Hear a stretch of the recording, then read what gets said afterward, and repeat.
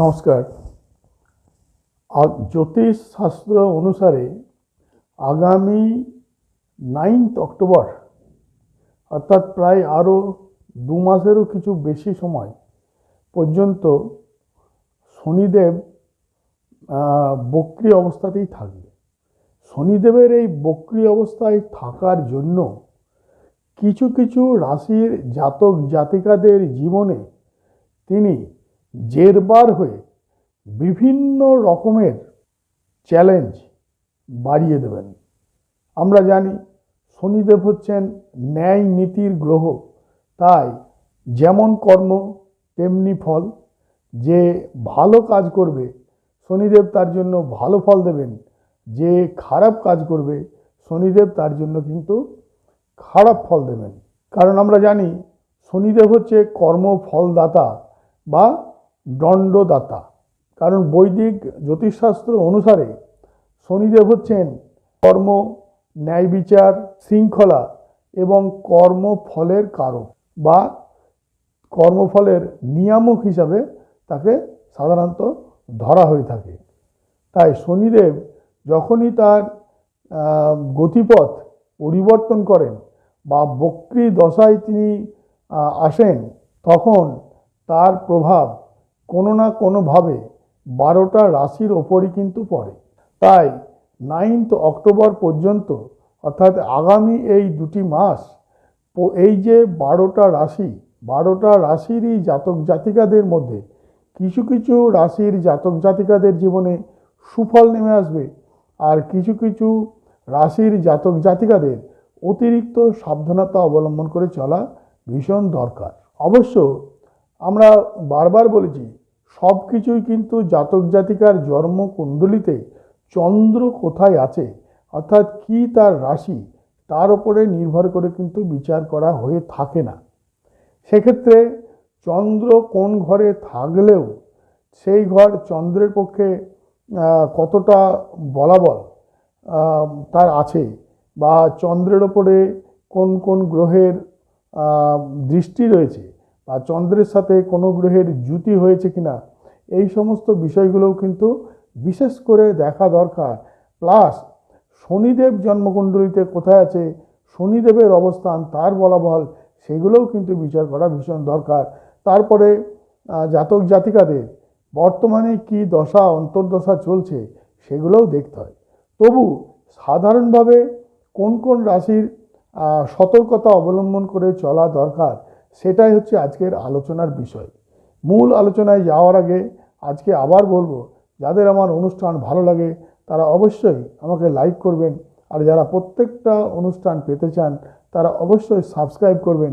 যাদের বিশেষ কিছু জানার আছে বা যারা বিশেষ কিছু জানাতে চান তারা কমেন্ট বক্সে অবশ্যই লিখে জানাবেন। প্রথমেই আমরা আলোচনা করব যে যারা কর্কট রাশির জাতক জাতিকা তাদের কি ধরনের সতর্কতা অবলম্বন করে চলা দরকার। কর্কট রাশির জাতক জাতিকাদের এই সময় আর্থিক বিষয়ে ভীষণ সতর্ক থাকা দরকার। কোনো ধরনের বড় বিনিয়োগ এই সময় করা উচিত নয়। যদি করেন তো খুব বিশেষজ্ঞর সাথে আলোচনা করেই কিন্তু ইনভেস্টমেন্ট করা দরকার।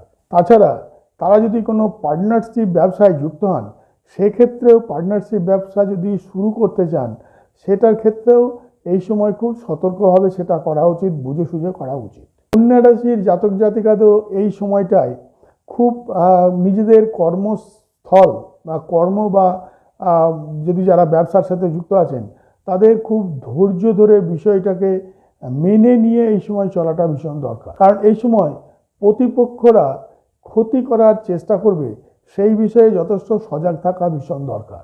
যারা অংশীদারি ব্যবসার সাথে যুক্ত, অংশীদারের সাথে মতভেদ হওয়ার একটা সম্ভাবনা রয়েছে, সেই বিষয়ে নিজেদের মুখের বাণী খুব সতর্কভাবে সেটার ব্যাপারে কেয়ারফুল থাকা উচিত। বৃশ্চিক রাশির জাতক জাতিকাদের এখন আর্থিক বিষয়টা খুব ভারসাম্যপূর্ণভাবে এবং খুব কৌশল নিয়ে চলা ভীষণ দরকার। এই সময় অপ্রয়োজনীয় খরচ বাড়তে পারে। বিনিয়োগের ক্ষেত্রে খুব সতর্ক থাকা ভীষণ দরকার, কারণ এই সময় আপনাদের প্রত্যাশিত লাভ বা প্রত্যাশিত উপার্জন পেতে বেশ কষ্ট লাগবে। মীন রাশির জাতক জাতিকাদের এই সময়টা ধৈর্য ও সংযমের সময়, মানে পুরো বিষয়টা ভীষণ ধৈর্য ধরে সংযমের সাথে পরিচালনা করা খুব দরকার। এই সময় পেশাগত জীবনে কোনো পরিবর্তন না করাই ভালো, বা যারা চাকরি করছেন, চাকরির ট্রান্সফার চান বা পরিবর্তন চান, অন্য কোনো জায়গায় যেতে চান, এই সময় একটু ধৈর্য ধরে স্থিরভাবে সংযতভাবে থাকুন, এই সময়টাকে কাটিয়ে নিন। এরপর আমরা দেখব সিংহ রাশির জাতক জাতিকার জীবনে কি ঘটনা ঘটতে চলেছে। সিংহ রাশিরও এই সময়টায় খুব ধৈর্য এবং আত্মসংযমের সময়। কর্মক্ষেত্রে এবং ব্যক্তিগত জীবনে ভারসাম্য রক্ষা করে চলা দরকার। তাড়াহুড়ো করে কোনো সিদ্ধান্ত নিতে গেলে আর্থিক ক্ষতির সম্ভাবনা রয়েছে। কোনো আইনি জটিলতা, ঝুটঝামেলা এই সময় আসতে পারে, সেই বিষয়ে সজাগ থাকা ভীষণ দরকার। এই সময় আপনাদের দাম্পত্য জীবনেও ভুল বোঝাবুঝি হতে পারে, সুতরাং কথাবার্তাতে আপনাদের একটু সাবধানতা অবলম্বন করা দরকার। মকর রাশির জাতক জাতিকাদেরও এই সময়টায় খুব সাবধানতার সাথে চলা দরকার, কারণ আপনাদের পারিবারিক এবং অর্থনৈতিক দিকটাকে এই সময় শনিদেব কিছুটা নাড়িয়ে দেবে। হঠাৎ করে আর্থিক সংকট বা পুরনো ঋণের ব্যাপারটা আবার মাথাচাড়া দিয়ে উঠতে পারে। আর্থিক অস্থিরতা, আত্মীয়দের সাথে মতভেদ বা সম্পর্কে টানাপোড়েন, এই জিনিসগুলো এই সময় কিছুটা দেখা দিতে পারে। তবে প্রত্যেক রাশিরই জাতক জাতিকাদের বা প্রত্যেকটা মানুষকেই এই যে সময়টা, তাদের ব্যাপারে একটা আমার সাজেশন বা তাদেরকে একটা ব্যাপারে সতর্ক থাকতে বলবো যে এই সময়টায় ঝুঁকিপূর্ণ কোনো বিনিয়োগ আপনারা করবেন না। বিশেষ করে শেয়ারে ইনভেস্টমেন্ট একেবারে না করাই ভালো। নতুন কোনো ব্যবসায় যদি যেতে চান তাহলে 2 মাস অপেক্ষা করে যান। ইনভেস্ট কোনো মতেই এই সময় করবেন না।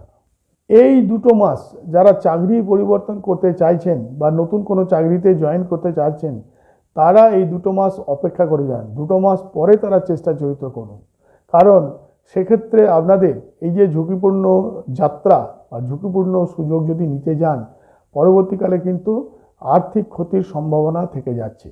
এই সময় প্রত্যেককেই বলবো, কাউকে টাকা পয়সা ধার দেবেন না। এই সময় টাকা পয়সা ধার দিলে সেই টাকা পয়সা রিটার্ন পাওয়ার সমস্যা হতে পারে, সেই টাকা কিন্তু ডুবে যেতে পারে। তো আজকে আমরা আলোচনা করলাম যে আগামী 2 মাস প্রত্যেকটা মানুষের কিভাবে সাবধানতা অবলম্বন করে চলা দরকার বা সাবধানতার সাথে চলাটা দরকার, যাতে এই শনিদেবের যে বক্রি বক্রি অবস্থার শেষ যে অবস্থা, সেই অবস্থায় আপনার জীবনে যেন ক্ষতি নেমে না আসে। তো তার জন্য শনির যে প্রতিকার, যেটা আগেও বলেছিলাম, যে প্রতি শনিবার কোনো অশক্ত গাছে গিয়ে সরষের তেল দান করা, গরিব মানুষকে কোনো শস্য জাতীয় জিনিস বা সরষে দান করা বা তেল দান করা। শনিবারে নিজেরা কোনো তেল কিনবেন না।